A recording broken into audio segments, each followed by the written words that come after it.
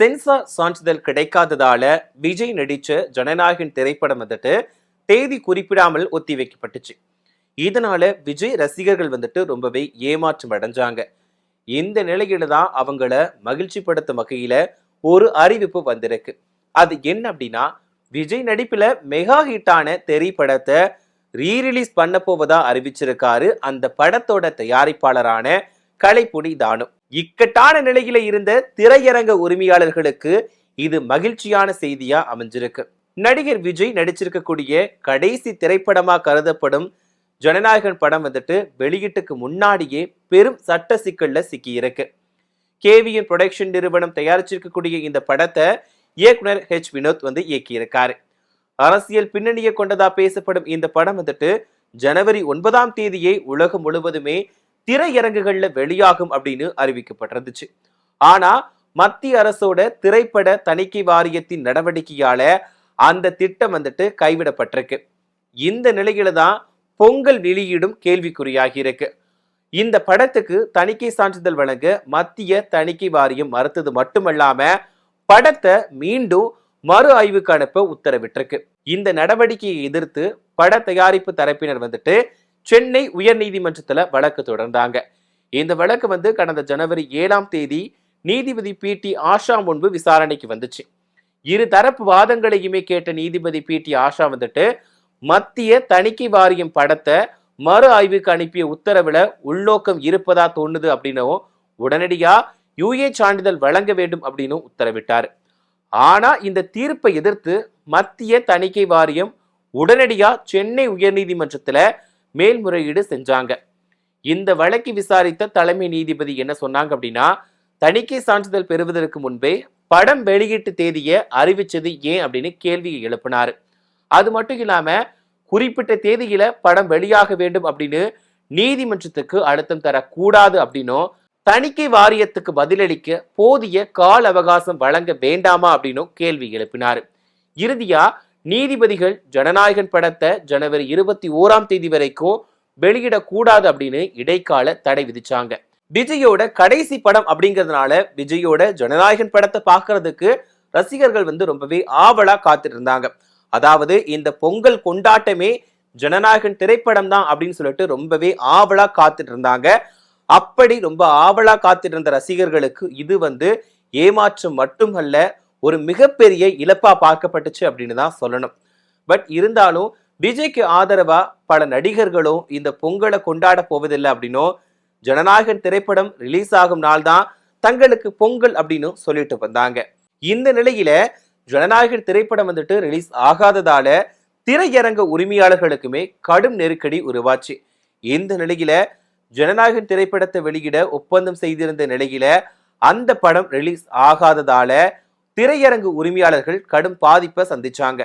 இந்த நிலையில தான் ரசிகர்கள் திரையரங்க உரிமையாளர்களுக்கு மகிழ்ச்சி தரும் விதமா விஜய் நடித்த திரைப்படத்தை ரிலீஸ் செய்ய போவதா அறிவிச்சிருக்காரு அந்த படத்தோட தயாரிப்பாளரான கலைப்புலி தானு.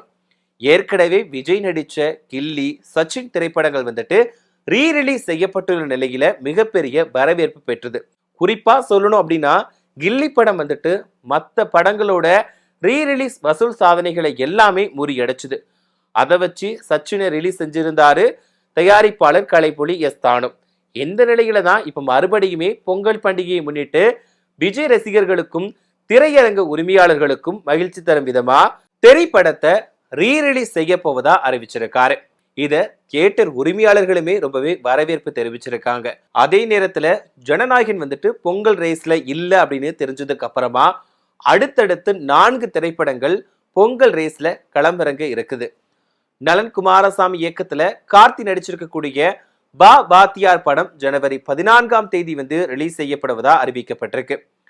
ஸ்டுடியோ கிரீன் நிறுவனத்தின் தயாரிப்புல நீண்ட நாட்களா கிடப்பில் போட்டப்பட்டிருந்த இந்த படத்துக்கு சில தினங்களுக்கு முன்னாடி தான் சென்சார் சான்றிதழ் கிடைச்சது. தணிக்கை சான்றிதழ் கிடைச்ச கையோட பொங்கல் வெளியீட்டையும் உறுதி செஞ்சிருக்கு இந்த படம். ஜனநாயகன் விலகலுக்கு அப்புறமா பொங்கல் ரிலீஸ உறுதி செஞ்ச மற்றொரு திரைப்படம் தான் திரௌபதி 2. இந்த படத்தை மோகன்ஜி இயக்கியிருக்காரு. இந்த படத்துல ரிச்சர்ட் ரிஷி கதையின் நாயகனா நடிச்சிருக்காரு. மேலும் நட்டி நட்ராஜ் முக்கிய கதாபாத்திரத்துல நடிச்சிருக்காரு. இந்த படத்துக்கு ஜிப்ரான் வந்து இசையமைச்சிருக்காரு. எந்த படமுமே ஜனவரி 14ஆம் தேதி தான் ரிலீஸ் ஆக இருக்கு. இந்த பொங்கல் ரேஸ்ல குதிச்சிருக்கக்கூடிய மற்றொரு திரைப்படம் தான் தலைவர் தம்பி தலைமையில். இந்த படத்துல நடிகர் ஜீவா ஹீரோவா நடிச்சிருக்காரு. நிதிஷ் சகாதேவ் இயக்கி இருக்கக்கூடிய இந்த படம் ஜனவரி மாசம் 30ஆம் தேதி வந்து ரிலீஸ் ஆக இருந்துச்சு. இப்போ ஜனநாயகன் படம் வந்து பொங்கல் ரேஸ்ல இருந்துட்டு விலகி இருப்பதால தலைவர் தம்பி தலைமையில் திரைப்படத்தை ஜனவரி 15ஆம் தேதியே பொங்கல் பண்டிகை அன்னைக்கு திரைக்கு கொண்டு வர முடிவு செஞ்சு அறிவிச்சிருக்காங்க. அது மட்டும் இல்லாம சந்தானம் நடிப்புல தயாராகி நீண்ட நாட்களா கிடப்புல போடப்பட்டிருந்த திரைப்படம் தான் சர்வர் சுந்தரம். ஆனந்த் பால்கி இயக்கி இருக்கக்கூடிய இந்த படம் கிட்டத்தட்ட 7 ஆண்டுகளுக்கு மேலா முடங்கி போய் கிடக்குது.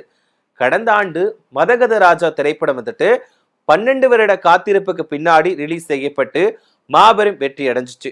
இந்த நிலையில தான் இந்த ஆண்டு பொங்கல் ரேஸ்ல சர்வர் சுந்தரம் இணைஞ்சிருக்கு.